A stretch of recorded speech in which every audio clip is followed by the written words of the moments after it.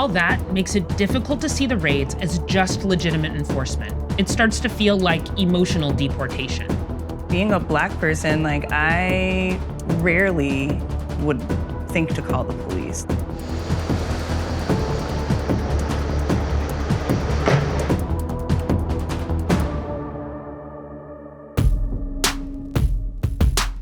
"214 mayors in 40 states, D.C., and Puerto Rico sent a letter today asking Senate leaders to end recess and call a vote on a pair of gun control bills that have already passed the House. One would require background checks for almost all sales, while another would give the government at least 10 days, not 3, to run those checks, giving it more time to dig up crucial information before a dealer can complete a sale.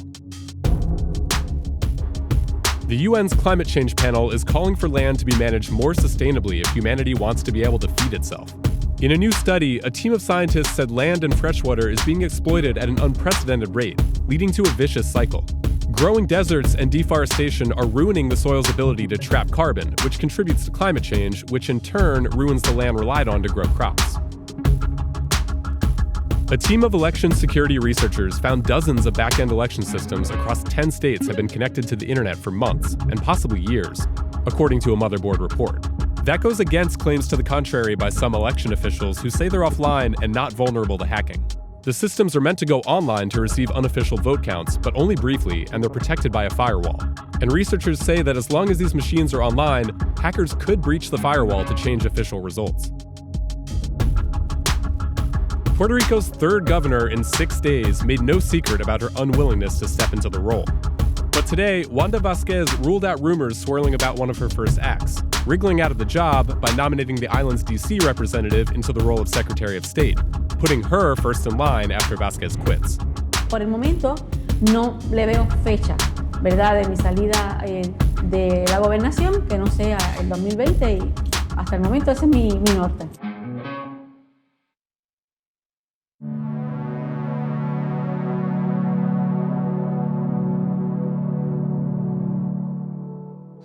ICE, in conjunction with the U.S. Attorney's Office for the Southern District of Mississippi, raided 7 food processing plants Wednesday. They swept up 680 allegedly undocumented workers in what is believed to be the largest single-state immigration enforcement operation in American history. Video taken by workers who were allowed back in one plant shows the aftermath. Plastic coveralls piled on the ground and discarded locks next to personal lockers. Some kids had no one to pick them up after school, which might not have been the case if the state's Child Protective Services had been notified before the raid.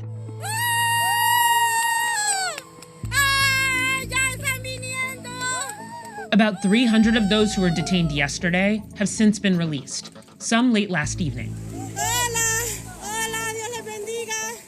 Elizabeth Irueta works at the Coke Chicken Processing Plant in Morton, Mississippi. She wasn't at work when her friend was detained, and she had to take care of her friend's daughter. La niña que vive en mi casa sí entendía, estaba desesperada, preocupada por su mamá. Siempre le habíamos hablado sobre el tema a la niña, pero pues en esos momentos pues no sabía qué hacer, estaba desesperada. Hoy no quiso presentarse a la escuela, no quiere hablar con nadie. Si sabes, en las mentes de los niños, el temor, el miedo, la vergüenza, que le vayan a hacer burla en la escuela, que lo que pasó y todo eso, no, ella no quiere ir a la escuela hoy. The raid didn't just seem poorly timed because it came just after kids in Morton had gone back to school. It also came 4 days after a gunman walked into an El Paso Walmart on an apparent mission to murder Latinos. Run, mija, run! And while DOJ or ICE might have been planning it for months, they also had the power to call it off. Yes, they have the ability to postpone the operation, absolutely. But it does they're moving a lot of manpower, right? As I understand it, they moved about 600 agents to conduct this operation. It would have been very difficult for them to have postponed the operation. That said, it certainly looks like one of those situations where, the timing was pretty bad. The government has made a big deal of this raid. They held a press conference and pretty quickly released footage. So why did they do this? 100% it was to get as much media attention as possible. Having the acting director actually on site is an extraordinary measure. We conducted some large and important operations during my time as acting director. Never did I go on site in order to attract more publicity. There's no question in my mind that one of the most, when they were looking at the goals of this operation, getting as big of a media splash as possible was certainly one of their goals, if not the top goal. Now, when you start to look at moves the administration has made, from attempting to eliminate DACA and the temporary protected status of thousands of people who fled their countries because of war or natural disasters, to making it harder for Central and South American immigrants to request asylum, to the president's rhetoric when it comes to immigrants, and even the original travel ban. And don't forget the family separation policy, which the administration itself admitted was designed to scare migrants from crossing the border. All that makes it difficult to see the raids as just legitimate enforcement. It starts to feel like emotional deportation. Use fear to make people feel like they don't belong, and it doesn't help that someone with an assault weapon came in to reinforce that feeling. Es por todas las noticias que uno escucha, por todo lo que está pasando. La gente ahorita no quiere hablar, la gente tiene temor, la gente está escondida. Hay veces uno le va a tocar las puertas y no nos abren.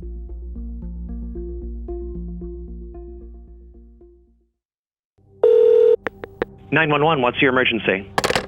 911.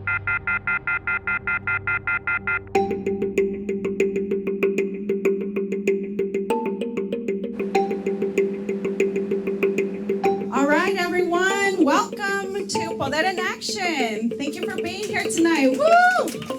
Yeah. This group of community activists often holds events like this in their storefront office in West Phoenix. But today, they're trying out something new. We believe that safety at its core is with each other. It is not with more police. Encourage teachers, co-workers, and organizers to avoid inviting police into classrooms, workplaces, and public spaces. There's not a single thing wrong with going to the police department, right? You go to them, and it avoids bringing them into your community. If you're part of a group that's holding a rally or demonstration, don't get a permit or otherwise cooperate with the police. What was unique about this event? This was the first time that we've actually started having this conversation about what to do without calling the police. What could our community look like if in different situations, instead of calling the police, we did something else? Poder in Action's position is pretty extreme, but it's coming in the wake of a bad few years for community police relations in Phoenix. Last year, the city had the most fatal police shootings in America, with 23. Those numbers have gotten better.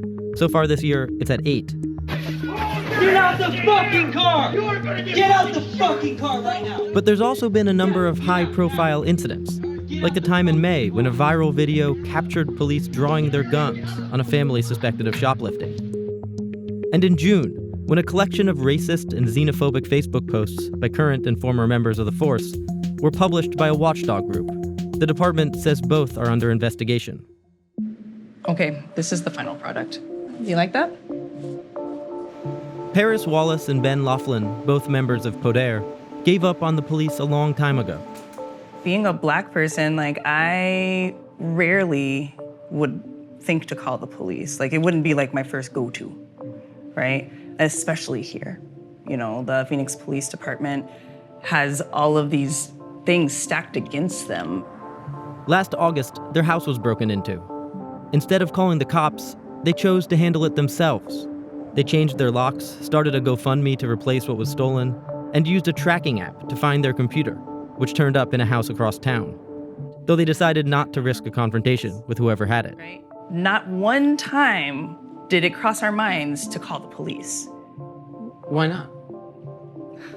I mean, I think part of it is we're really well aware of the violence that has the Phoenix PD is becoming really well known for, right? But you didn't get any stuff back. You could have called the police and they could have gone in and gotten your stuff back. At that point, I did not believe that it was probably in the hands of the person that it started with. And so, that person was going to get criminalized for a thing that they had traded for, And so to me, it was it wasn't worth it. Britt London, the president of the Phoenix Police Union, says he doesn't know how things got this bad.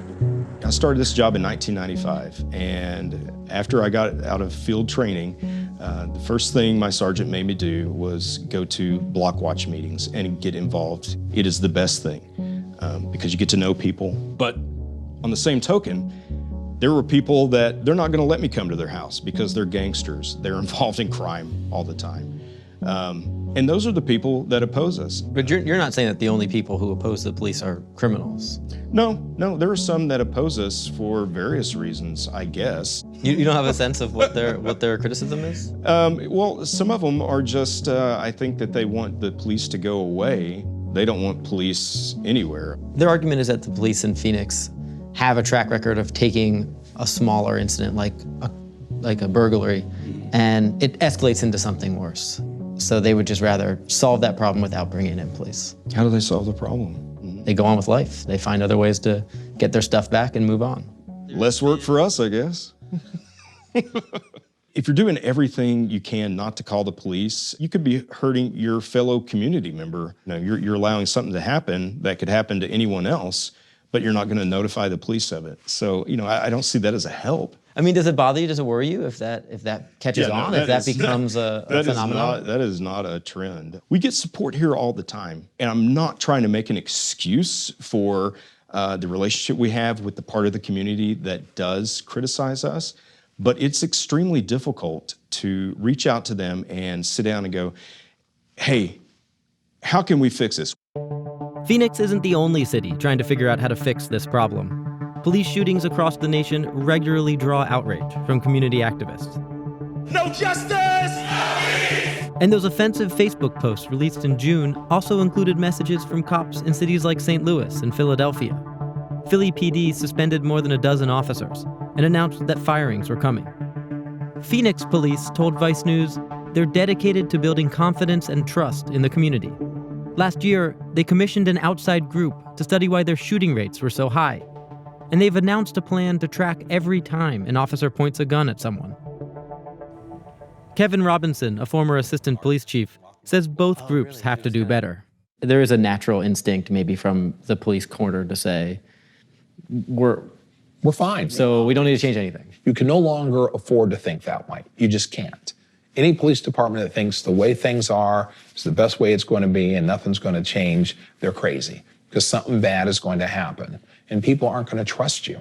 How much does it concern you if communities start to say, we're just not going to call the police? It can be devastating, because you got to remember, if people aren't going to call the police, other people are going to take advantage of that. Is there a limit to what kind of crime that you experience that might make you say, you know what, I'm going to get the police involved in this? I mean, we have kids, right? And if my children ever went missing, right? If the lives of my kids were threatened after, and that's our threshold. But as far as one of you being the victim of something, your standard is much higher. Yeah. I mean, I think a lot of this too, you have to figure it out for yourself. Getting the opportunity to think about what that line is for you is important, and it does. It matters about your immigration status, it matters gender, it matters your family situation. For ourselves, it would take a lot.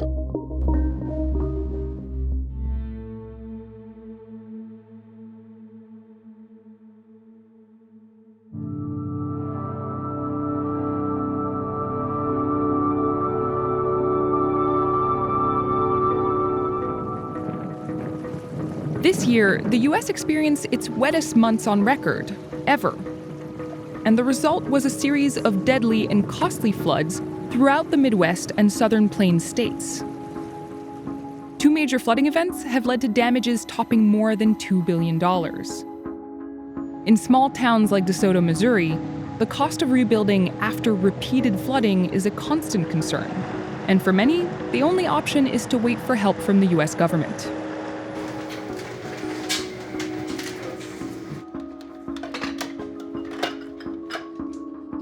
Everybody has a junk drawer like this, don't they? Nadine Sebastian is a 73-year-old widow and retired special ed teacher.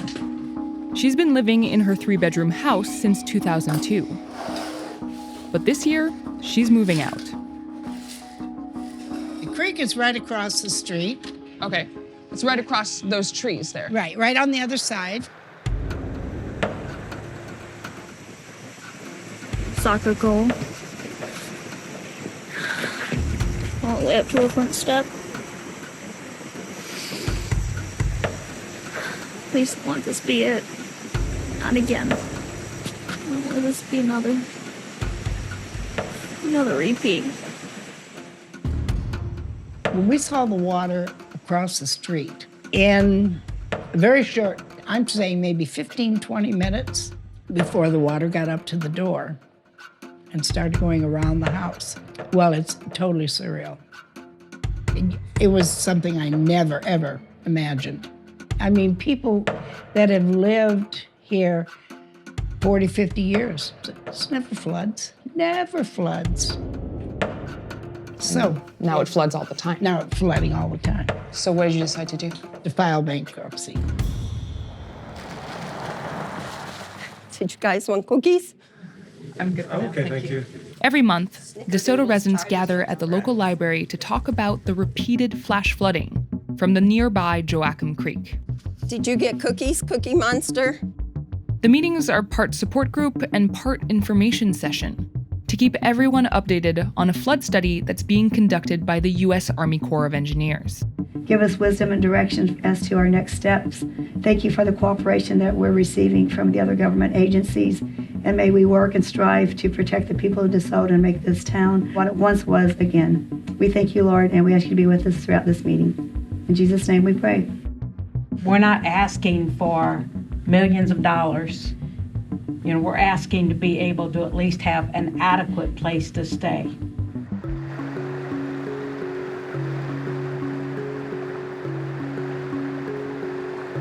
There's approximately 100 homes altogether that are sitting in the floodway. We have had 4 floods from 2012 to 2015. No, Rudy, stay.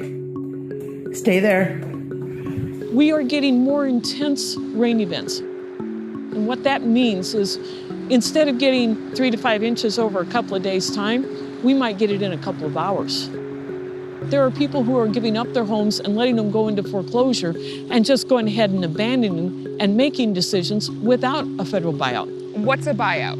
A buyout is when a home has had repetitive flooding issues and you really try to coax the homeowner of give it up. So you essentially buy their homes from them so that they'll move? Yes.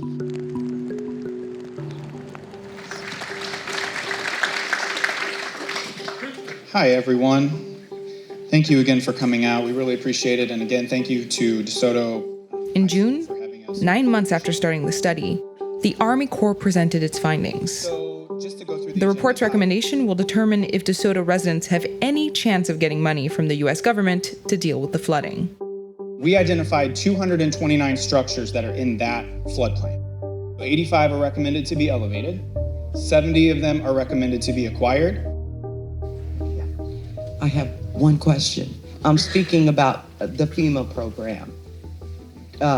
Would you say that this is low priority? And be honest about it. I'm not sure we're in a position to answer that question right now. We're not the ones determining priorities and different aspects. I know FEMA, I'm sure, is stretched thin. Which partially explains why they're not able to come tonight. They are really busy right now. Exactly. And so I'm afraid this group of here won't be able to answer that question today. So you guys just listened to this whole presentation. How are you feeling about what the U.S. Army Corps of Engineers just said? Well, they don't live here. That's right. You don't think that DeSoto is high on the list No, of I do places not. that will get because money one for thing, buyouts? it's a creek. You still have people sitting in floodwaters from the Mississippi. You still have people that have no home because the tornado blew them away. Right. FEMA's not even done with Hurricane Harvey from Houston. I mean, you know, government's great. We all pay taxes, but you know what? You can only stretch a dollar so far.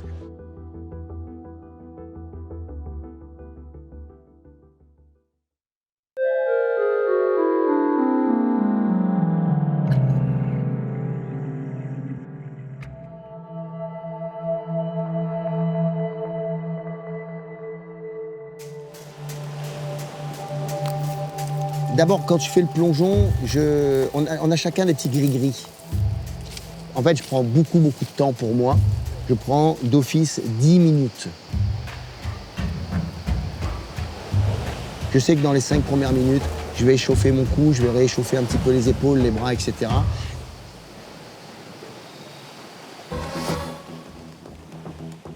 et que dans les 5 minutes d'après, je vais recalculer un petit peu le timing, replacer un petit peu la sécurité en bas dans l'eau pour qu'elle soit au bon endroit. Et puis, je vais respirer aussi. Je vais essayer de calmer un petit peu le palpitant, parce que le palpitant, lui, il s'emballe. La peur commence un petit peu à vous réenvahir. C'est un sentiment qui est très agréable, d'ailleurs.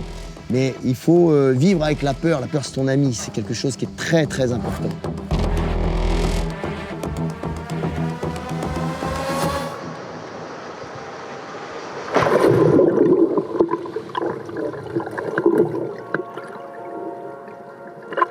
Je m'appelle Lionel Franc et je vais tenter une nouvelle performance ce week-end dans le port de la Ciotat à une hauteur de 38 mètres en pénétrant l'eau par la tête et ce sera un nouveau record du monde.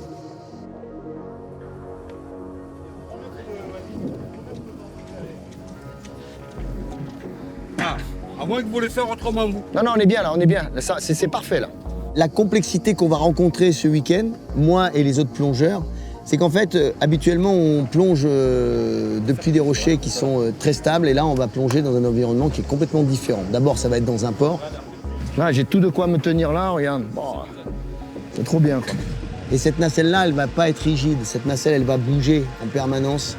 Et ça, c'est quelque chose de très nouveau pour nous. Et donc, c'est vraiment dangereux. Il y a beaucoup de vent là-haut. Il y a vraiment beaucoup de vent. Après, ce qu'il faut voir, c'est les fenêtres d'accalmie qu'il y a. S'il y a des bonnes fenêtres d'accalmie et qu'on a 20-30 secondes de manière répétitive, eh ben, il faudra profiter de ce moment-là pour entrer dedans, quoi. Très compliqué, mais le vent peut aider à le faire. Et qu'on se retrouve sur le dos, sur le côté. Et dans ce cas, là, non seulement on va frapper très fort à la surface et donc générer ce que je disais dans la première solution, une hémorragie interne de n'importe quel organe, et aussi, on peut avoir un traumatisme cutané, c'est-à-dire une éventration, ou, voilà, quelque chose de très grave, avec des fractures de la cage thoracique. Bon. Dans cette région de France, le plongeon de falaise fait partie intégrante de l'évolution des gamins depuis l'âge où ils savent nager. C'est comme un petit jardin d'enfants au début. Et du coup, dès que les gamins savent nager, ils vont tout de suite sauter d'un rocher. Serré, ouais, c'est bien, super. Il y a quelque chose quand même qui est phénoménal dans le plongeon, c'est ce phénomène de voler, tu vois ce que je veux dire. Si tu veux augmenter cette appréhension, t'as pas le choix, il faut que tu prennes de la hauteur.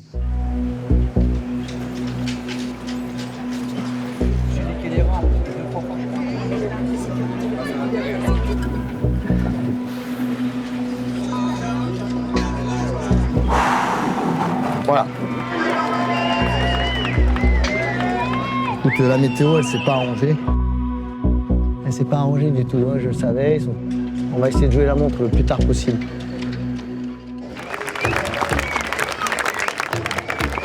Là, je pense que de ce que j'ai vu avec les autres plongeurs qui ont hésité comme ça, je pense que de faire la performance à 38 mètres, ce serait un petit peu trop engagé pour moi en tout cas.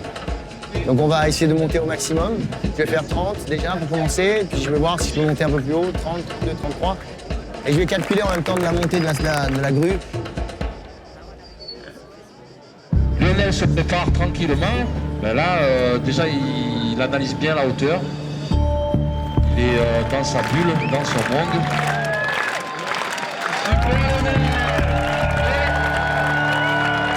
Il est sur la table. Voilà, là on rentre dans la dernière minute, donc vraiment je vous demande un silence complet. Un grand merci à vous tous.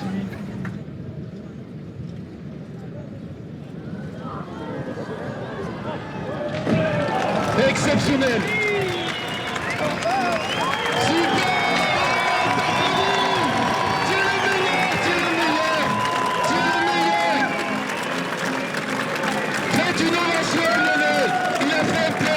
Exceptionnel. Et même si le record n'a pas été battu, on s'en fout, il nous a régalé. Merci Lionel.